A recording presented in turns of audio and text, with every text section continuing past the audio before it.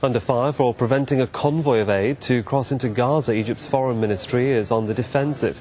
It says it made multiple attempts to contact the Viva Palestina aid convoy but received no response. The government says it sent letters to the convoy's organiser, British MP George Galloway, outlining the rules of how the convoy could travel to Gaza, particularly that it had to go through the Mediterranean port of El-Arish. Egypt says those letters were ignored, which is why the convoy wasn't allowed to use the Red Sea port of Nuweiba as it wanted. The convoy is now heading out of Jordan and will try to make its way to Gaza via Syria. Well, as we mentioned, Egypt has been criticised for preventing the aid convoy from going through its territory. Earlier, Al Jazeera spoke to Mouin, senior fellow at the Institute of Palestinian Studies and a contributing editor to Middle East Report based in the Jordanian capital Amman.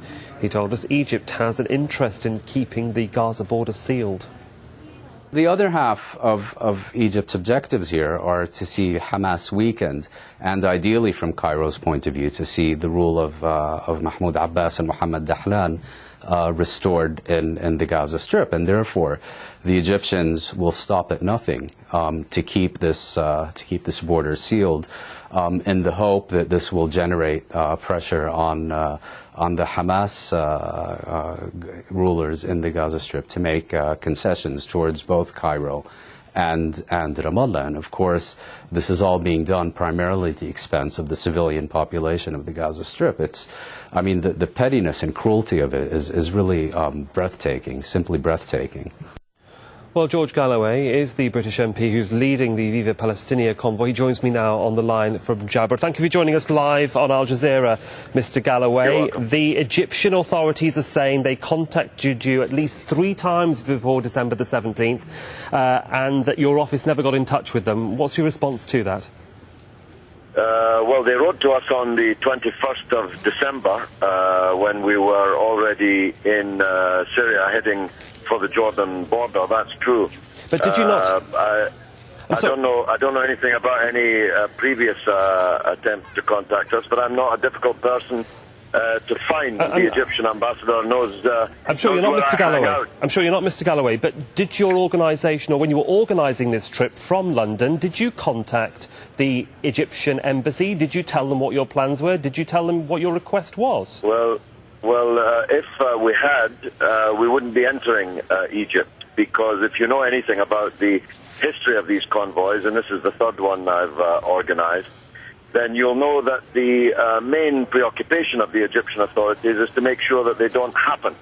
Well, that's because Egypt is a part of the siege of the Palestinian territories. But they, in their statement, do say, Mr. Galloway, they in their statement do say that they gave you the opportunity in March and July for Lifeline 1 and Lifeline 2 convoys to enter Egypt, and they did make it. Well, I wouldn't want to start telling you of the difficulties we faced on both of those occasions, because I would never finish. But the important point is this.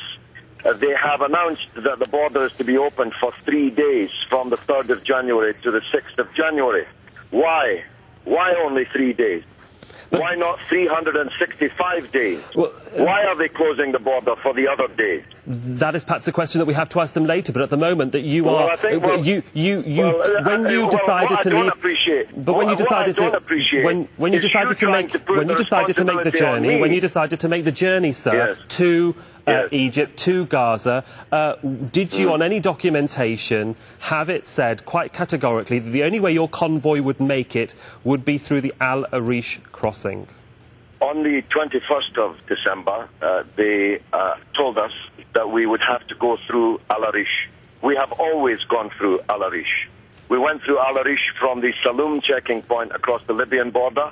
We went through El-Arish through Cairo from New York.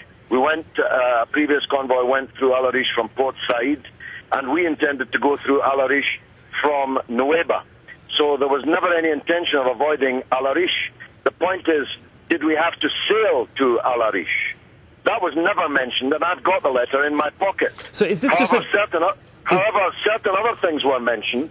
Is this a miscommunication? Is this a miscommunication then? A simple miscommunication? No, it's not at all. No, it's not at all a miscommunication. And I'm surprised at your naivety. You obviously know nothing about the history of the battle to break this blockade. or you wouldn't be asking me these questions in this tone of voice. I think we're just trying to clarify exactly what permission you had and which way you were allowed to go into Egypt, sir. It's not about naivety at all.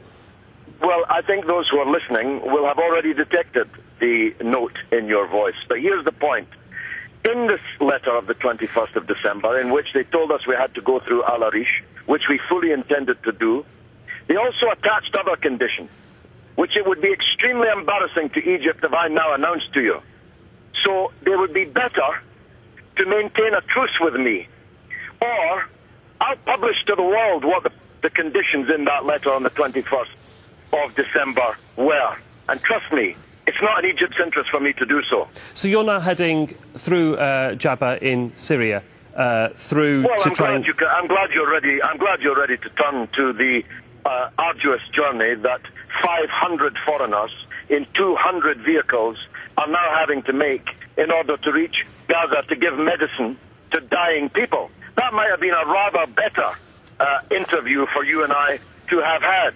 Now, I actually didn't talk to Al Jazeera English for the first few years of your existence. And frankly, after this experience, I'm really not minded to do so again. So you still expect to arrive in...